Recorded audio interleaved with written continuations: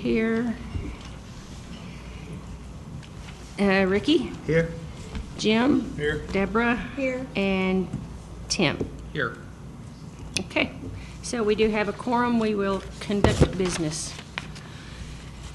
The first thing on our agenda is the report on the progress of the formation of the Texas, by Thames, of the formation of an air medical work group to work with the Emergency Medical Task Force. I know we just had our Thames meeting just a little bit ago. We did not discuss that in Thames.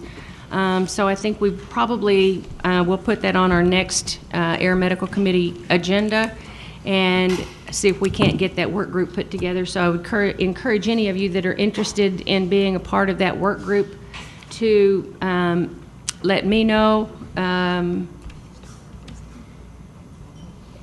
Let either Tom Klassen or I know that you're interested in being a part of that work group, and then we will get that put together. We need to move forward with that. And as part of that, we did have some discussion about the memorandum of agreement. We will talk about that under general public comment because it is not on the agenda. The second item on our agenda is a report on the recognition of EMS Personnel Licensure Compact Act. Joe has put together a little PowerPoint for us. He's going to go through that so that we all know kind of where that stands. Thank you, Shirley. First of all, I need to give credit to Dia Gaynor, the Executive Director of the National Association of State EMS Officials. This is her PowerPoint, which I just borrowed, and then modified a little bit because it was about twice the size of what it is right now. But as you know, a couple months ago, Legal and myself were in Chicago for a day-long seminar on an EMS compact. And the best way to explain that is a compact very similar to the Nurses Compact that exists nationally. It's designed for personnel, EMS personnel, to be able to move back and forth through states without having to go through reciprocity if you're on an air ambulance or on a ground ambulance, and you need to go over. So let's say I'm a paramedic up in Oklahoma and I'm dispatched for a call in Texas. I, as the personnel, does not have to have a license in Oklahoma and in Texas if we recognize this compact. The service may be required to have it, but the individuals will not be required to have it. This is not designed for a disaster response under EMAC or National Ambulance Contract, something like that. That's completely separate. This is for day-to-day operations to allow people to move around without having to carry multiple licenses. And from this committee standpoint, it does make sense to me that, and I don't remember which company the guy's with, there's a gentleman that has 8 different states licensed because the air service that he works with, he moves in and out of 8 different states. So this should help prevent that. So let me go through this PowerPoint a little bit. I think it'll answer any questions you might have. And as you can see here, this compact is helpfully will address some of the border patrol issues to federal issues with those federal resources that are working on the border as federal EMTs and paramedics. That's not a real issue in Texas because we already recognize them as a federal mission and they don't have to maintain a Texas license. But in other states, that is a big issue that you must have a license for every state that you operate in. So it's not an issue for Texas, but obviously it'll benefit us all to get onto this compact. The mutual aid in adjacent states allowing people to move back and forth if need be on non-disaster kind of responses. So if I just have a really big crash and I need some additional resources, those people can come into Texas and help provide that care. The footprint part, you see, and this does not require a disaster to be declared by the governor. So this is pre-disaster anything, more and more your day-to-day operations. What is currently in place under these compacts, to get your heads around this, and this took me a long time to figure out what they were talking about, but it makes sense to me. Your driver's license allows you to drive through every single state of the country. and out of the country in some other countries. So it's similar to that. The nursing compact is in place. We have the EMAC, and then an educational compact is in place for the military children. As you can see here, the Nurses Compact as of 2014, I believe if you count up all the blue spots, it's 26 states, and Texas is being one of the states that have signed on. These take legislation to get into effect. We will not be able to introduce it this year. We're not going to have the time because the documents are not completed yet. So probably our legislators come back this January 2015. So hopefully this is all in place, and if there's support for it and legislator supports it, we're looking in 2017 for the process. But it's not a unique process to state legislators.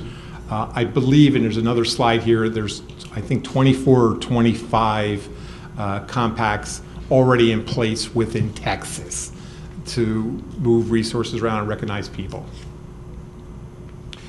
That just tells you how many there are in place.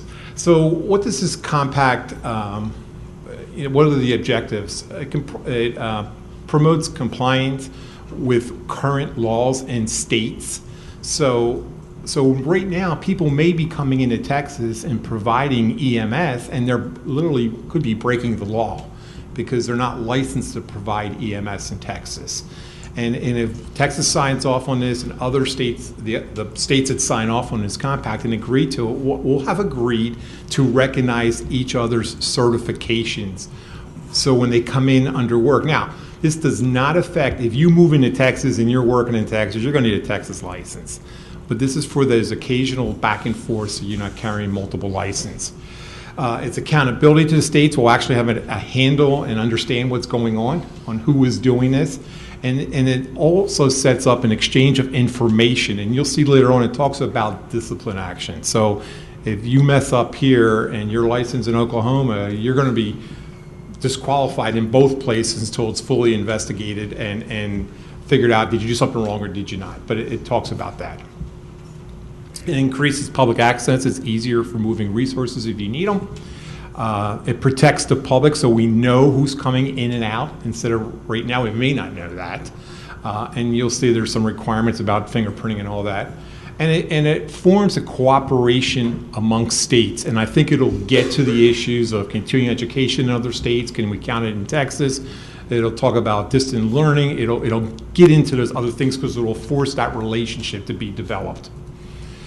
These are, and it's a whole list, and obviously I'm not going to read them all, but they're all the organizations that have been involved in this compact. I mean, it's really making its round around the nation. You will start hearing states adopting it. They're trying to get, the compact will not fully go into effect until there's at least 10 states have signed off on it. So 10 states would have to pass legislation. This fall, there is a Governor's Association meeting somewhere in the country, and there'll be a briefing given to all the governors at that time. And the National Association of State EMS Officials is working with an organization, a group down in Washington, D.C., that it's all they do is write compacts. So they've been working a lot behind the scenes on this, and this has been about a 2-year project, getting up to where we are today. So what does this really do for us by authorizing this compact? As I said earlier, this is a contract that we put out, that we agree to. There'll be certain terms in the document. We'll agree as Texas that we will do this. We will report incidents back and forth between home states. It sets up some ground rules that we all have agreed to. There'll be a commission that's developed to oversee this operation. There will actually be a cost to be a part of it. There'll be a database and some other things. Again, I can't stress enough, this is for individuals, not companies. If you're setting up shop in Texas as an ambulance EMS provider, then you have to have a license to operate in Texas. It's for those other kind of uses. It's for authorized, it gives you authority over EMS personnel from other states that come into Texas and people from Texas going into other states. Universal rules, and that's when I talk about this commission would be developed. Once there's 10 states, then this commission will be stood up, and each state that signs on the compact will have a dedicated seat to that, and it'll kind of set the rules of the game on how do we exchange information, and some of the other standards that you would want in place. And there will be a database.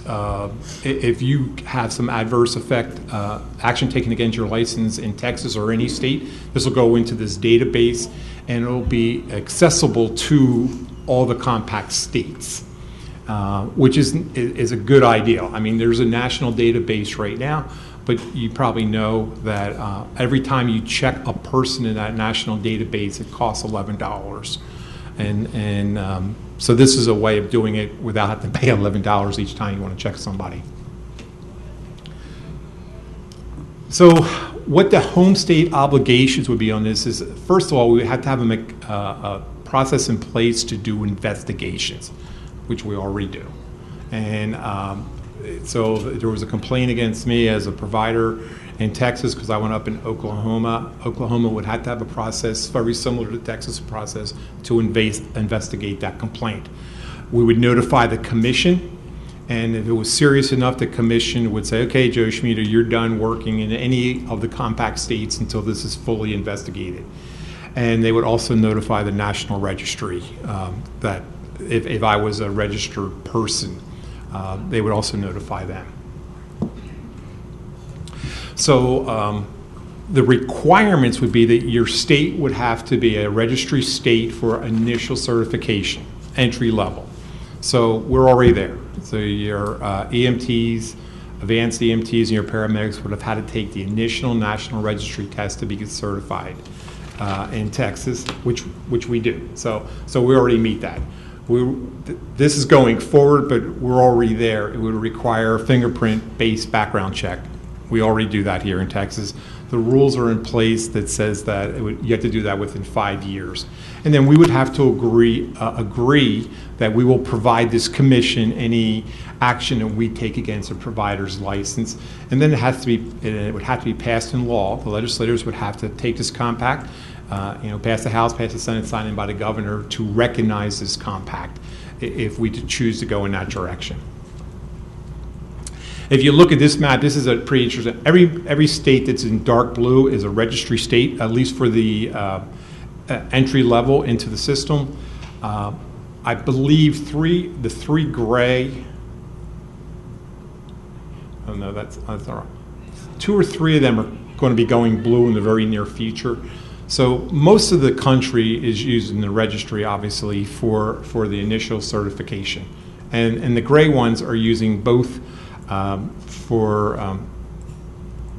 both levels, state exam. Oh, the gray are states that are still doing their own exams. The cross lines are non-state exams using the registry.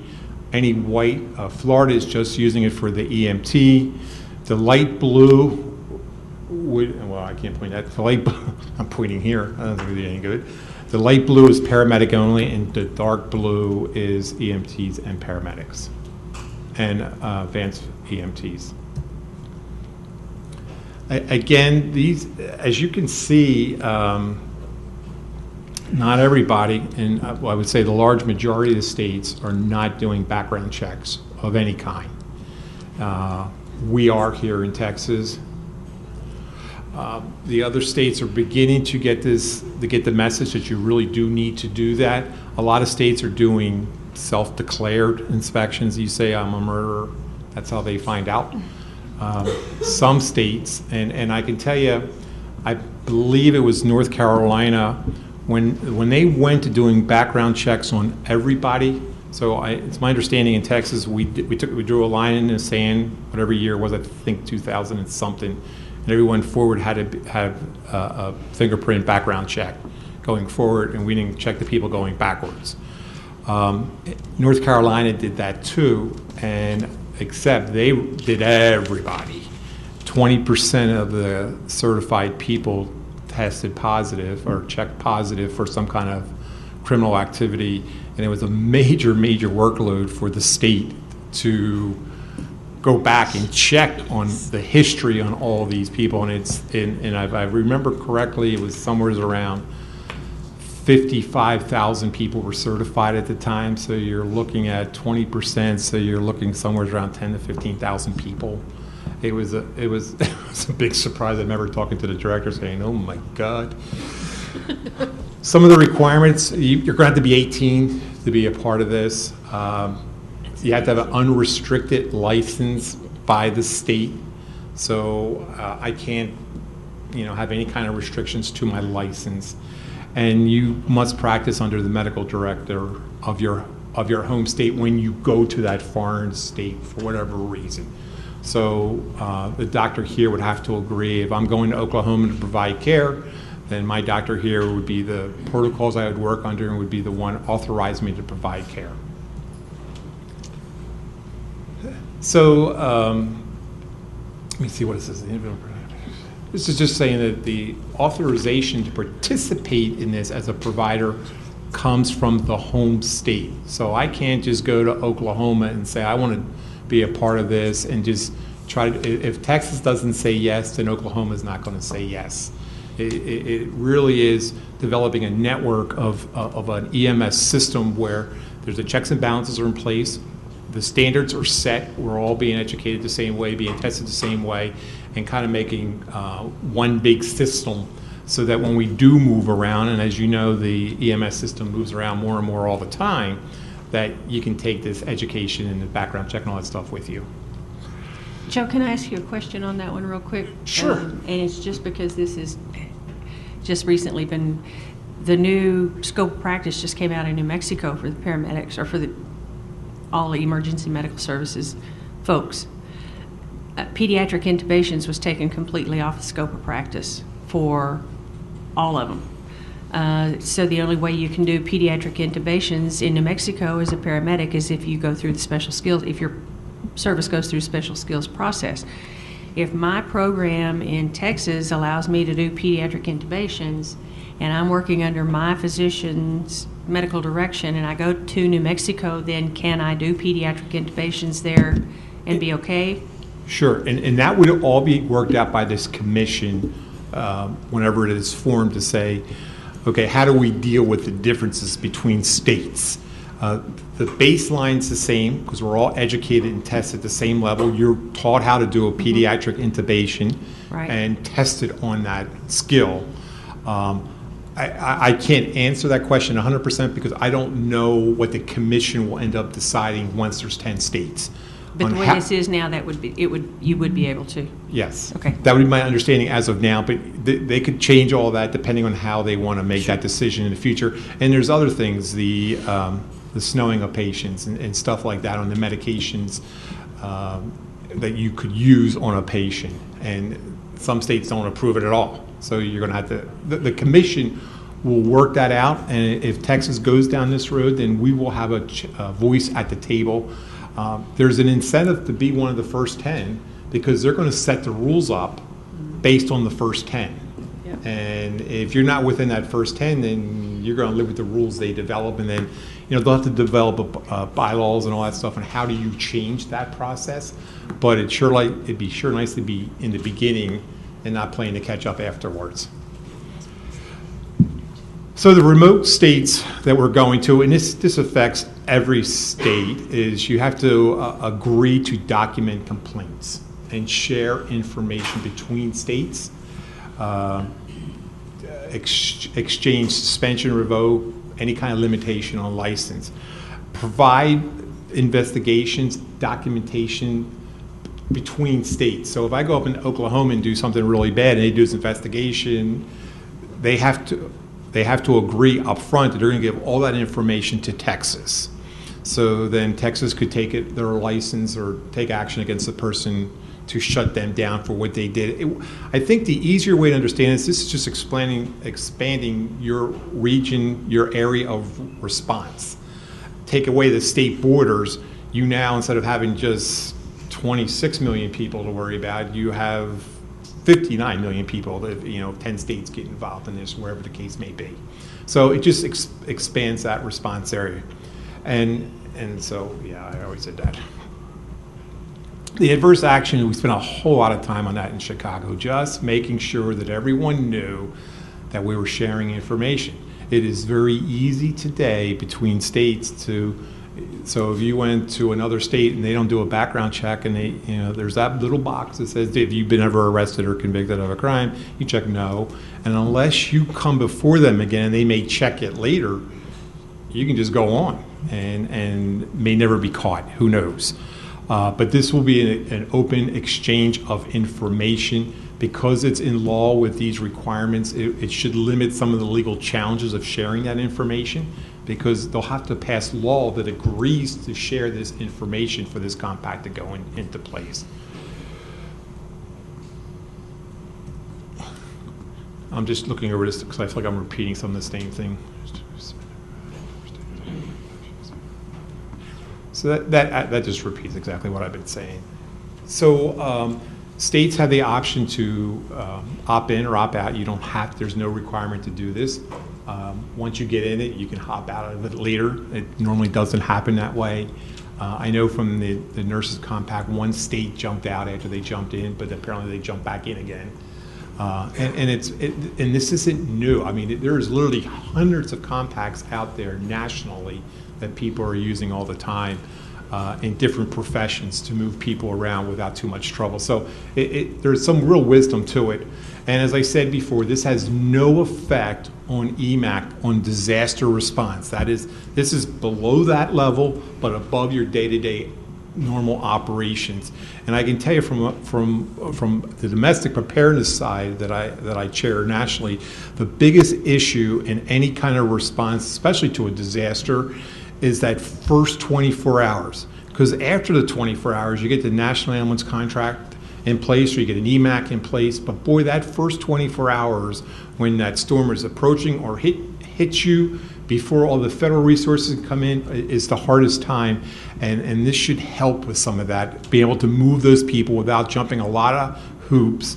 If we need a lot of resources from Oklahoma, you can do a disaster response, or if it's a local need. If they're a compact state with us, the Joe ambulance could call the Shirley ambulance up in Oklahoma and things move, and you don't have to worry about the people in Oklahoma having Texas certification because if they were a compact state.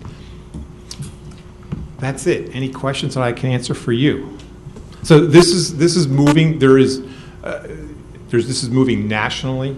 The document should be out. We're going to a meeting in October. We should get the final document at that time, or pretty close to then, I would suspect. And then, we'll brief up internally within the department, and then figure out the process. If this is a direction we want to go, you'll all see the final document. I'm hearing, and I don't know if this is true or not, so this may not be gospel, it's 6,700 pages. I can't believe that. If that's true, I mean, that's just like, you've got to be kidding me. Jane said she will read it word for us and provide us. But anyway. That's why you get the big bucks, Jane. Oh my God, can you imagine if it's 6,700 pages? Nobody in this room will ever read it, that's for sure. But maybe that's the point. Yeah, maybe that's it. So there's a lot of talk nationally. There was a webinar yesterday with states. There's another webinar coming up in the next couple of weeks, I think it is. If you go out and type this in some website, I'm sure it'll talk about it's a free webinar on it, talks about it for 1 hour. You'll start hearing a lot more about this as it becomes reality. And I can tell you, at the meetings that I've been to, they would love Texas to be in one of the first states, only because of the issue with the federal people along the border. I have a question. Yes. Joe, I have a question. Sure. Is this going to reopen, or what are your thoughts on another push at state medical director? Because it seems like if you have to have your medical director's permission to go, say, to Oklahoma or wherever, some individual ambulance services or the medical director for the EMT may be reluctant. What do you think? So this is the medical director, and I probably wasn't clear enough on it, from the service that you're leaving to going to. So if it's from the Joe Schmieder Ambulance Company in Texas, my medical director has to say it's okay for me to go. So it's not the state medical director, it is the local It's EMS. still delegated practice, so what about if you have a physician, or have they addressed this? Is if the physician's reluctant in Texas to say, okay, you can be in Oklahoma with their distance and difference in practices, they've already addressed that? So no one will be forced to do, if Texas signs onto this compact, and 90% of the companies, organizations, EMS provider organizations decide they want to do this, they can do it. Okay. The other 10%, if they don't want to do it, or their medical director doesn't want to do it, no one will be forced to do it. It's an opt-in, but you're not forced in to do it. It makes it available for the people that want to do it. The border states, it makes a whole lot of sense. Maybe some people in the center part of the states, it makes no sense at all. They would have to make that determination for themselves. I think this is great and way overdue. Fully agree. Any other questions? I was really glad to hear you mention the fact that education hopefully we'll be able to cross some lines with educational opportunities and, Sure. and training and what have you in the future also with that.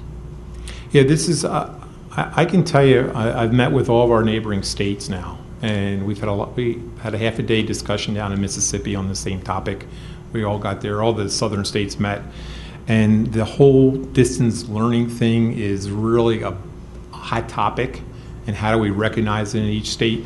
I can tell you that from the people sitting, all the state directors sitting in the room, at the EMT level, it's not a problem. It's as advanced skills level that becomes more of a problem. And and it looks like New Mexico is probably one of the harder ones. To do any kind of ride along in New Mexico, you must hold a license over there. So you have to get licensed there as an EMT to ride along as a paramedic. So it gets a little bit harder from each state, but there's a lot of discussion, and I'll be attending in October up in Cleveland, Ohio. That nobody goes to Cleveland, Ohio, but I will be going.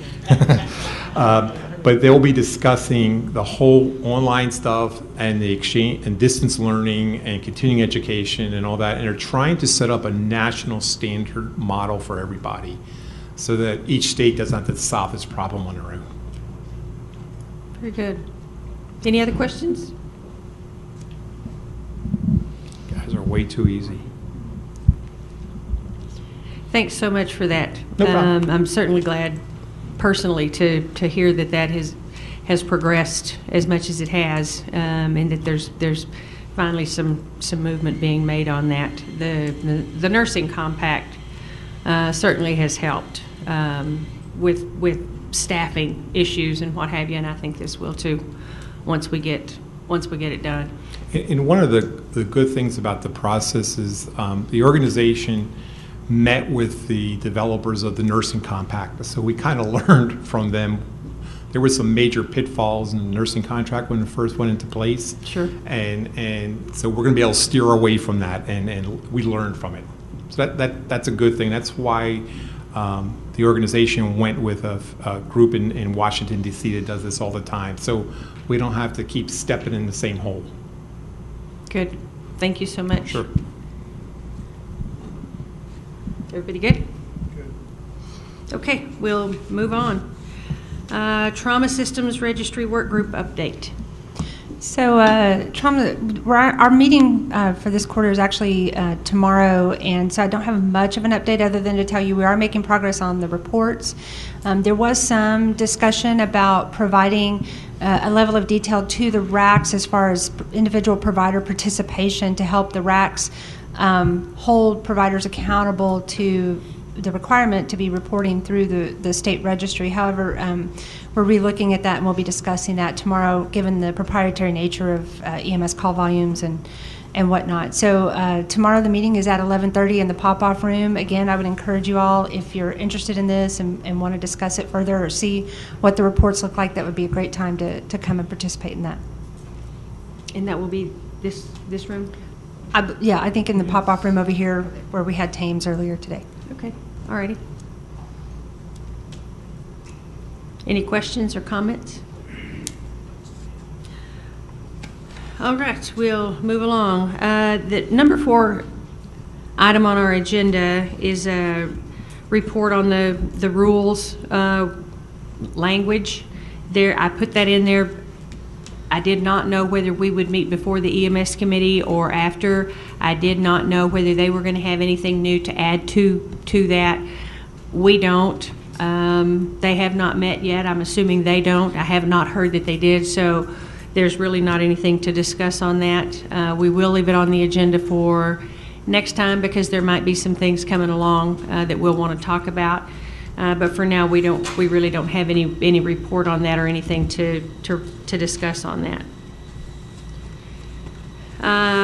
Number 5 on the agenda, I just want to let everybody know that there will be a day-long series of air medical continuing education classes held at the Texas EMS Conference in November. Those classes will be on Monday. We are working on some scholarships maybe for some folks to attend those classes, or maybe there's several things being talked about. So just keep your eyes and ears open. Watch the Texas Association of Air Medical Services website, and then you can find out what's going on with those classes. And Shirley, this is open to everybody, right? Yes, it is open to everybody. Critical care CEs, you're a critical care paramedic, you're a certified flight nurse. It covers all of you. Mm-hmm. That track that day, it's CE you can put in for all of those critical care certifications. And I believe those classes are going to be done in the exhibit hall. Was that what they said earlier?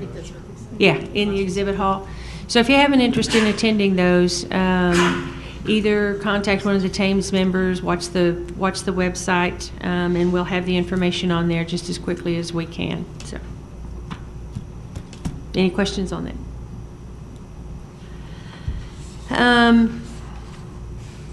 General public comment. I have a, go ahead, Brock.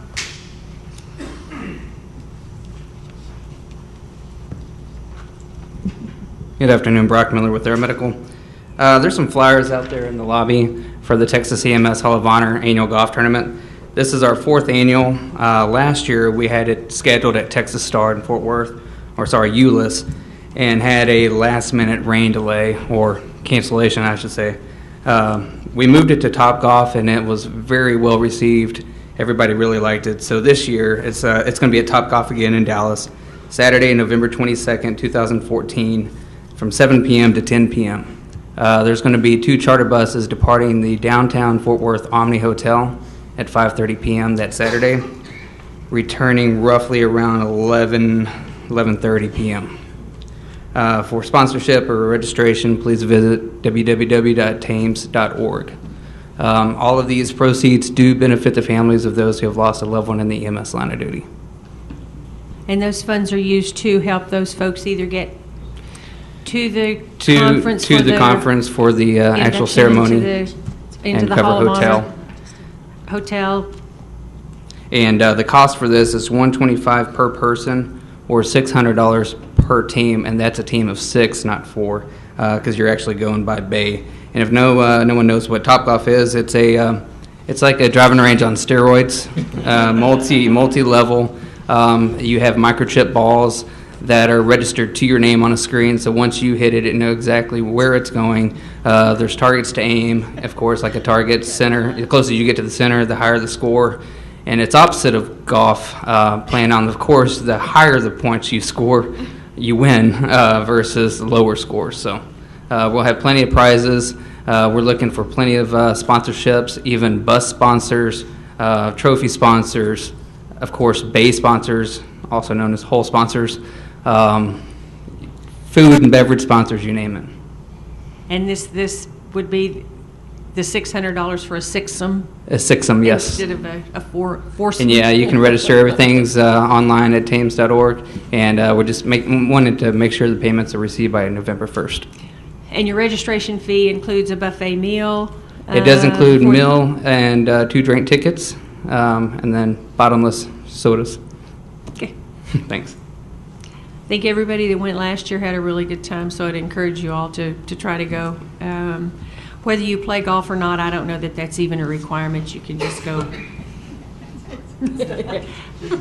They tell me it's not. I didn't get to go last year, so.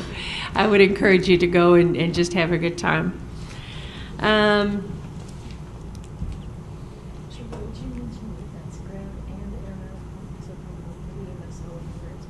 Oh, yes, it is the ground and air medical. I mean, it's the Hall of Honor. It's for ground services, air medical services, anybody that's killed in the line of duty in the state. So that's not just restricted to air medical personnel.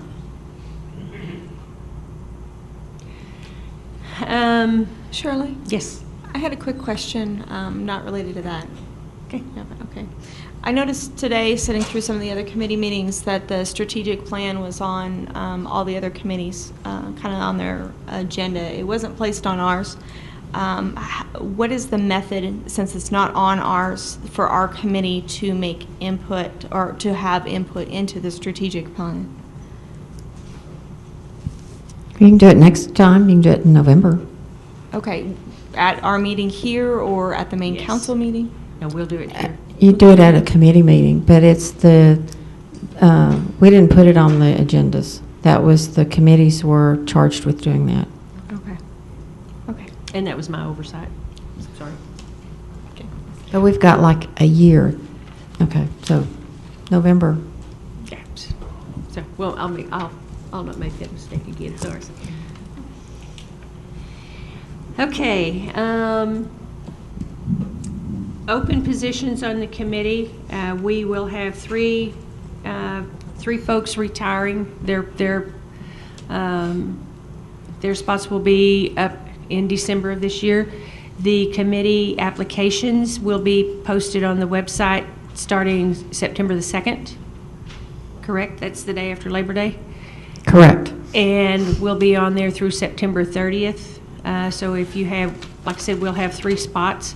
If you have an interest in applying for the committee, please go on the website and fill out the application at some time after the 30th of September, obviously. We'll go through those applications and do the interviews and then make the appointments.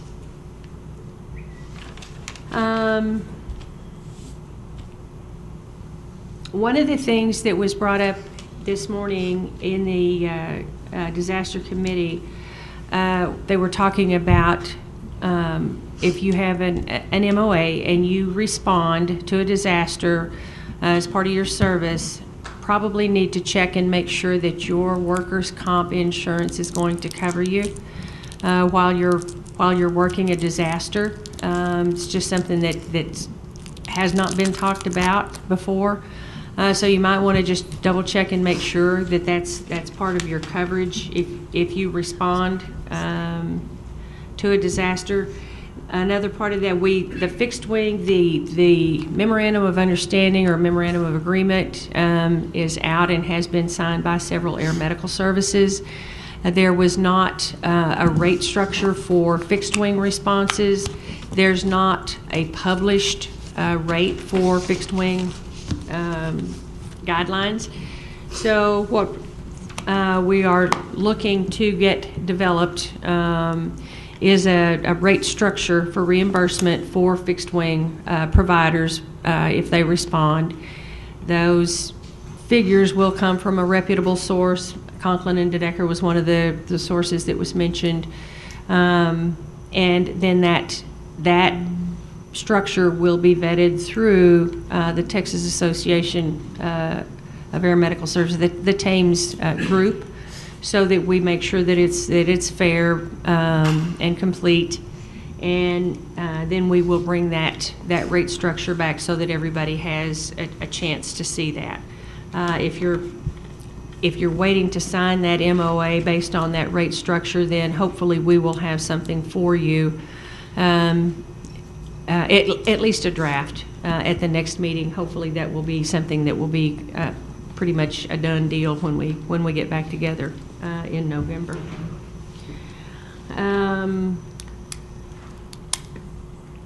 Shirley? Yes, sir. Is there a known reason why my workman's comp would not cover me in a disaster? No, Okay. not that I know of. My employer's letting me go, so I'm assuming that I'm covered. I would assume so too, Jim. It's just something that they brought up. I know there was some talk this morning in that committee meeting about the fact that you know, after 9/11 and people responding there and everything, that they were declaring it an act of war, and then some of the insurances didn't want to pay. And Joe, I know you had some information on that this morning. Yeah, you're going to want to check with your workman's comp. And the reason I raised the question this morning was that when we sent ambulances to Louisiana for Katrina, we did have a gentleman hurt down there, broke his arm, and his workman's comp said, we're not covering you in Louisiana, and because it was out of state, and we don't cover you for that. So you need to make sure that they allow you when you go to another area like that. And there were several states on the one services workman's comp included Louisiana and Florida as two states that they would never cover for workman's comp without paying additional premiums. So it's just something, it was raised this morning, you just want to look into it just to make sure, because you don't want to find out after the fact. In this case, because it was a state deployment, the state picked up the cost of the surgery and stuff, but the state's coverage was minimum compared to what his employer's workman's comp would have paid. And is that just because they have so many storms, so many hurricanes, and there was no logic. I mean, I don't as know far the as reason. Florida and Louisiana go, I don't know the reasoning behind it, but these services, no one read the small print. It had been in there for years. So it's that smaller print that came back and was kind of a problem for them. So it was brought up this morning when you're talking about these kind of agreements and moving around. Just make sure that your workman's comp is covering you for what you're doing when you're outside of the Texas. So Joe, was that because of a disaster and out of state, or would it have applied if it was just out of state? Because a lot of us fly out of state. Sure. This was a disaster response. It was an EMAC response, but the way the EMAC agreement was established in the contract between the state and the provider is that your insurance company was the first payer if you got hurt, and then the state would be the second payer. So when they went to turn it in for the first payer, they said, oh, we don't cover that. And the state became the payer after that. So, but would it have paid? Specifically by state, though. So we didn't realize that some of the workman's comp policies are written specifically for the state you're operating in. So it wouldn't have mattered if it was a disaster or not? yeah. It's something. It really is something you need to look at. There's no doubt about it.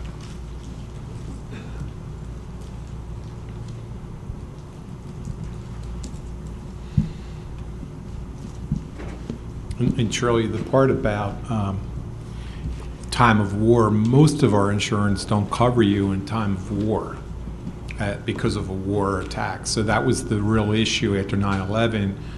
There was some voices saying that this was an act of war, and the people that were directly affected saying, you don't want to say that because it could come back and disqualify you for any benefits. Absolutely. Absolutely. And I know I've seen that in, I think, every insurance policy I've ever read of any kind that's in there. Act of war, you're not covering. So, yeah, we don't even want to say that in a three-letter word when something happens. Okay. Any other general public comment? Anyone? Oh, Jim, would you like to talk about silent auction? Sure he does. In line with the golf tournament, and a lot of you may have been in the other meeting, but the silent auction is coming up, and we do it each year in conjunction with the conference. Over the last 3 years of this tournament now in the silent auction, it's probably 90% been funded, or the auction items have been supplied by the air medical industry in general. I'm trying to encourage more ground providers to help us with that. It's been well received, I think. This last year, I think we brought in $3,000 just off the silent auction, and I think everybody has a lot of fun with it. So if you're a ground provider or you're around ground providers out there, if you can get them to kind of help with that, it'd be appreciated. They also could get a golf team together and come play some golf with us as well. There'll be flyers and stuff coming out here in the next week or so, and we'll get those emailed out to everybody. I'll get them to Kelly, and she can get them on the website as well. So we welcome your donations to that worthy cause. Okay. Try to be sure and make those announcements at the EMS committee. It wasn't today, it's tomorrow. Right, it's tomorrow. Yeah, I'll try to do that tomorrow. Try to remember. Okay, any other general public comment? I have nothing else. So our next meeting will be at the state conference in Fort Worth in November, and we're back to Thanksgiving week. So turkey's going to be late on Thursday, which is okay. If you have any questions about any of the activities going on as far as what the Air Medical Group is doing, please let any of us know. I think we all have the information. Be happy to help you with any of it. And I don't have anything else. So unless somebody else does, we're adjourned.